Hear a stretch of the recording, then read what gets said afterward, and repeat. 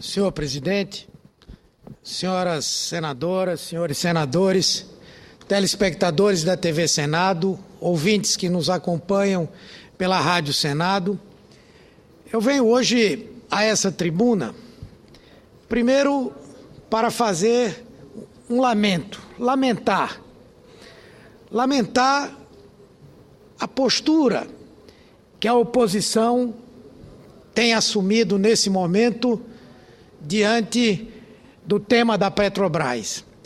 E, ao mesmo tempo, dizer que nós vamos enfrentar politicamente esses ataques que têm sido orquestrados por alguns setores desse país. Dia após dia, tem se investido contra a Petrobras por meio de uma série de notícias requentadas, com o propósito de arrastar a empresa para o debate eleitoral e fazer dela um palanque para atingir os governos do PT. É uma irresponsabilidade o que está fazendo a oposição deste país, ao recorrer à velha fórmula de mirar em um dos maiores patrimônios do Brasil, com objetivos político-eleitorais os mais baixos possíveis. Sobre o caso de Pasadena, eu quero relembrar aqui que a compra dessa refinaria já estava prevista nos planos estratégicos da Petrobras desde 1999, inserida lá pelos representantes do PSDB que naquela época governavam o Brasil. E não sem razão. Afinal, a refinaria está estrategicamente localizada no Golfo do México, na área de um grande mercado consumidor, em uma área de gasodutos e oleodutos. Trazia ainda a possibilidade de produção de destilados leves e médios no mercado americano, que estava em expansão naquele momento da compra, enquanto o mercado brasileiro passava por um processo de estagnação. Fora isso, a operação realizada se configurou como um excelente negócio, que levou a Petrobras a pagar $3.800 por barril de petróleo refinado, enquanto na mesma época outras empresas do ramo chegaram a pagar até $15.000 por barril em aquisições similares de petróleo refinado. Quando o Conselho de Administração autorizou a aquisição, fez isso considerando um negócio diante das condições vantajosas apresentadas no mercado. Todos que assinaram aquela compra subscreveram-na convencidos de que aquela era uma operação rentável para a Petrobras. Ocorre que, com a crise de 2008, iniciada nos Estados Unidos, as refinarias chegaram a perder até 80% do seu valor.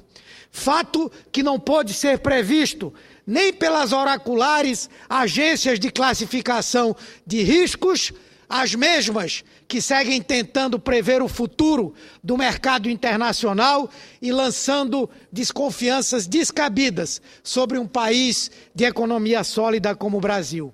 Então, é absolutamente lamentável que atos de quase 10 anos atrás voltem agora à tona como se fossem grandes novidades, como se as cláusulas dos contratos e eventuais omissões de informação havidas para formar o conhecimento dos conselheiros também já não fossem alvo de investigação em diversas instâncias. Ou seja, é um total disparate o barulho que se faz agora em torno do tema. É igualmente bizarra também a informação difundida sobre a refinaria Abreu e Lima e a venezuelana PDVSA, algo que também já é conhecido há anos. Fala-se até de calote levado pela Petrobras, mas por um contrato que nunca foi assinado, por uma parceria que ficou apenas na carta de intenção. A PDVSA jamais entrou no negócio da refinaria e, portanto, a Petrobras não poderia requerer qualquer tipo de indenização por um negócio do qual a PDVSA nunca fez parte, tendo permanecido, como eu disse aqui, apenas na intenção. Quando se identificou que a PDVSA, por razões que não nos compete discutir aqui, não iria ingressar no negócio da Abreu e Lima, a Petrobras assumiu o compromisso estratégico de adotar integralmente a refinaria. E assim o fez. O que seria dividido por 2 acabou totalmente encampado pela Petrobras numa obra que é a segunda maior do PAC e tem gerado milhares de empregos diretos e indiretos, não só em Pernambuco, mas em muitos estados do Brasil. De forma que eu entendo que é um escárnio, um menoscabo com a inteligência dos brasileiros querer se aproveitar de fatos antigos, já explicados exaustivamente aqui no Congresso Nacional, por todos os responsáveis para tirar proveito político deles. É prática de uma oposição que tem se pautado ou em platitudes ou em absurdos, como, por exemplo, o de que o nosso governo quer desvalorizar a Petrobras para privatizá-la. São equívocos cometidos por quem não tem compromisso com o Brasil e é capaz de desmoralizar um dos nossos maiores patrimônios com olhos apenas nas eleições. Onde estava a oposição zelosa em todos esses anos, que jamais se preocupou com os investimentos da Petrobras? A oposição que não vê o fato de que a empresa investiu em 2013 o maior montante da sua história recente, o equivalente a quase 100 bilhões de reais, ou 90% de tudo que foi investido pelas estatais federais no ano passado. A oposição estava a ler jornais. É o que fazem setores que não têm propostas, sem nada de novo a falar, que vivem procurando pauta para tentar surfar no factoide do momento. Nós do PT não vamos deixar que a Petrobras seja arrastada para o atoleiro onde querem jogá-la. Nós do PT temos responsabilidade com esse patrimônio dos brasileiros e um dos maiores ativos da nossa economia.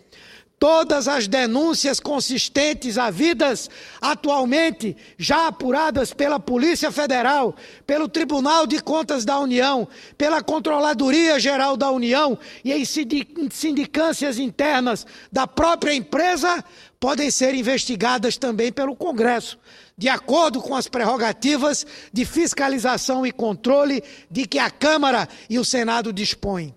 Mas não vamos admitir que seja aberta aqui uma CPI ou uma CPMI para servir de palco a quem não tem voto e quer holofote.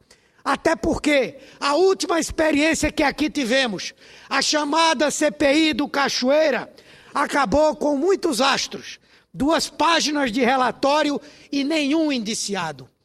Foram meses de trocas de acusações, de questões de ordem apresentadas por deputados e senadores com o único objetivo de aparecer nas câmeras de televisão e ao final o instrumento da CPI começa a ser desvalorizado, a ser degradado e a perder a sua credibilidade.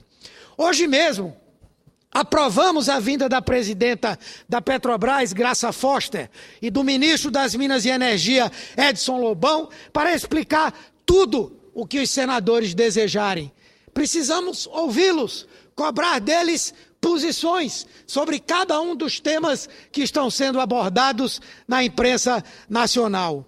E mais, tantos quantos integrantes do governo o Congresso queira ouvir, serão ouvidos, virão até aqui, esclarecerão tudo o que o Congresso desejar, sem qualquer constrangimento. Mas não participaremos de qualquer picadeiro montado para palco de alguns e prejuízos do Brasil. Isso é uma posição da nossa bancada, sobre a qual fechamos posição e da qual não abriremos mão. Senador Cristóvão, lamentavelmente eu não posso lhe dar uma parte porque estou no tempo da liderança. E agradeço a todos e a todas.